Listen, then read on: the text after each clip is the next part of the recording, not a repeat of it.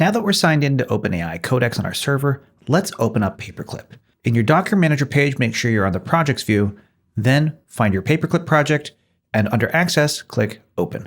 Here, to log in, enter the email and password you set on the Paperclip configuration page we saw earlier. We are now logged into Paperclip on our server, and it's time to start building our company. We have 4 tabs we're going to go through here: creating the company details, your first agent details, your first agent's task, and then we'll launch. So first, let's name the company.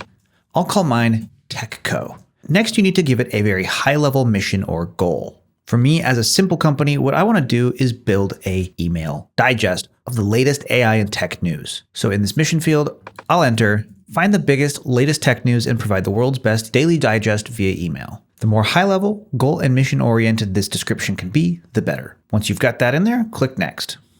On the next page, we're going to set up your first agent, or your CEO. By default, the agent name is set to CEO, and you can leave this because even if you name it something else, the function of this agent will be your CEO. Next, you'll need to select your adapter type. The adapter connects Paperclip to your AI provider.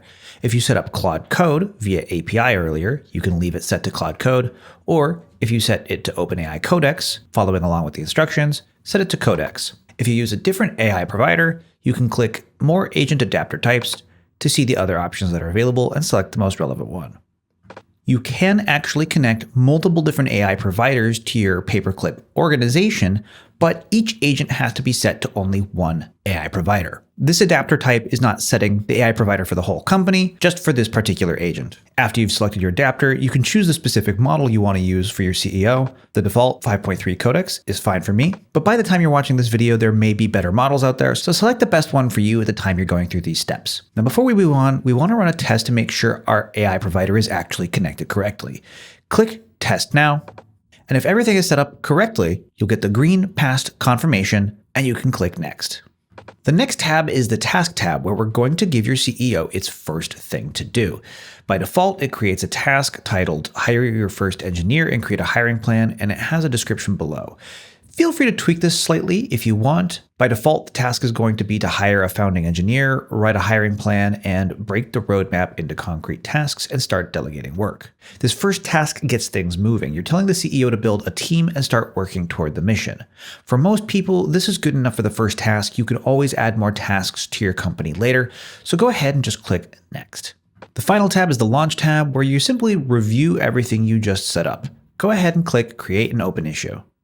Once you do that, you'll land on a page that shows you the task you just created. You can see the task title and description up top, and then if you scroll down, you can see a live run. This is the CEO actively working on this task. You can see as it thinks through the process and begins to take action. Your company is live and the CEO is already running. While this is working through the process, let's click on Dashboard at the upper left. Here, if you scroll to the top, you can see all of the agents that are currently running. Right now, that's just our CEO. Below that, you have a high-level summary of everything on this page. There's one agent enabled, one task currently in progress, and in the third column, you can see your month spend. If you're on an API, this is more important than if you're on a subscription, because every API call costs money. You can track that here. And here you see in the fourth column, the pending approvals just changed from 0 to 1. It's awaiting board review. Now, the philosophy behind Paperclip is that everything that happens within your Paperclip organization is like a company. All of the employees are agents. You, the human, are the board of directors. The CEO has put in a request that requires our approval. So let's go check that out by clicking on the inbox on the left side. By default, all new hires, or essentially new agents that get spun up, need your approval. Here, the CEO wants to hire a CTO, or Chief Technical Officer. So let's go ahead and approve this request. We're routed into an approval confirmation page. And if we click over to the dashboard on the left side again, we can see that the CEO is now thinking about this, following up on the task. And on the left sidebar, under Agents, you can see that our CTO agent has already been hired. Right away, the new CTO gets to work, as you can see here in the dashboard.